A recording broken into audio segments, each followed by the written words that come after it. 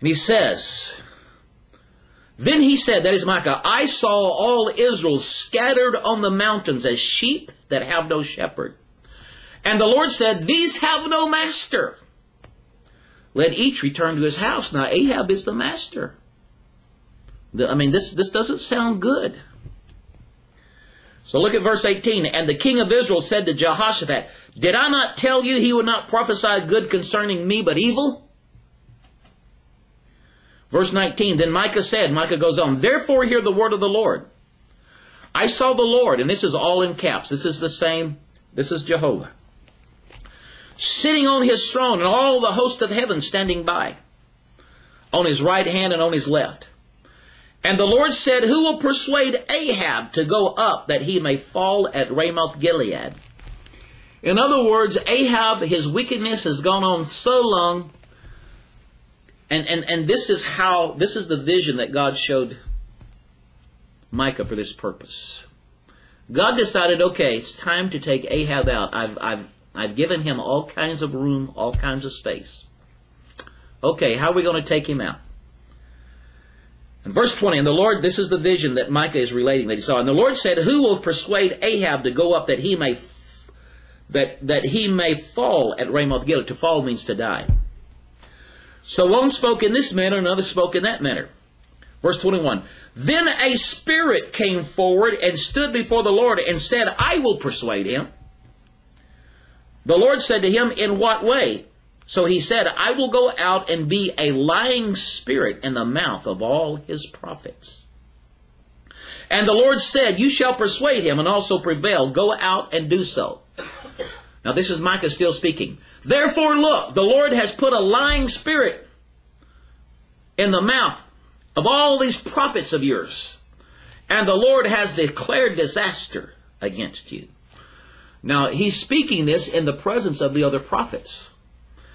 And Zedekiah, the prophet who did the prophetic drama with the horns and everything, and saying, by this you're going to drive back the enemy and so on. Now Zedekiah the son of Shenaniah went near and he literally hit Micah on the cheek and said, which way did the Spirit from the Lord go from me to speak to you?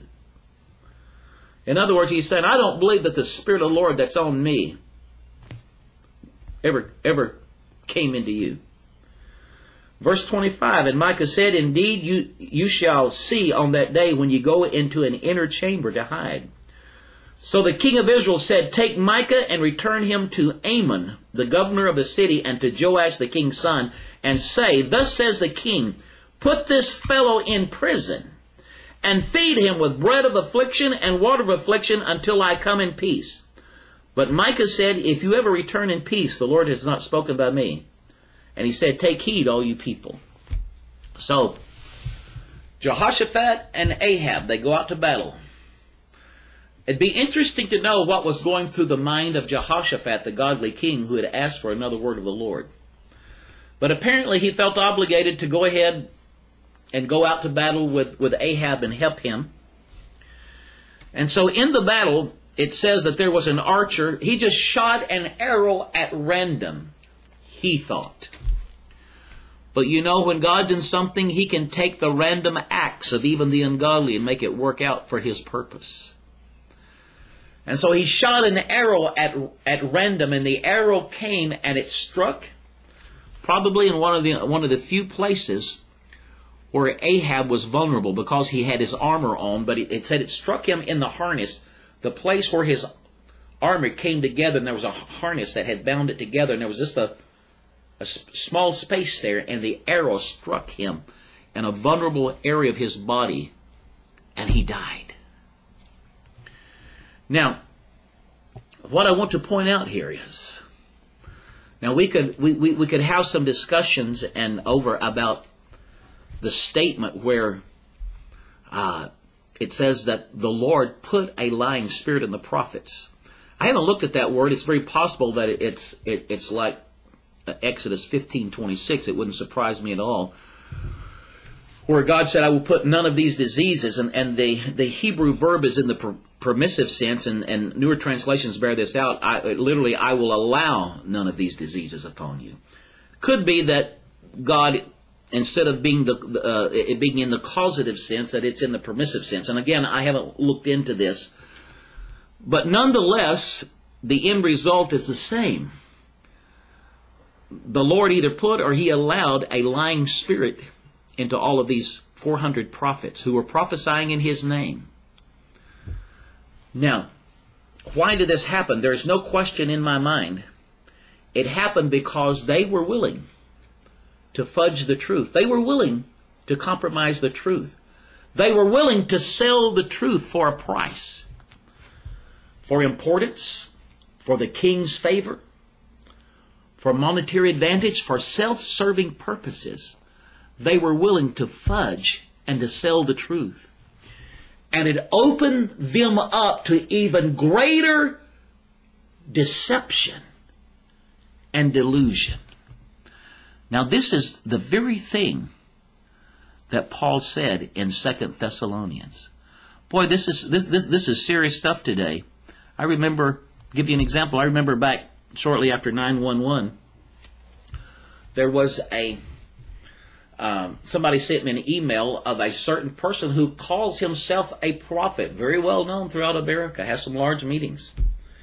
And he was interviewed on TBN, and he said Osama bin Laden will be found within 35 days. I saw that. I was skeptical, and so I put it aside.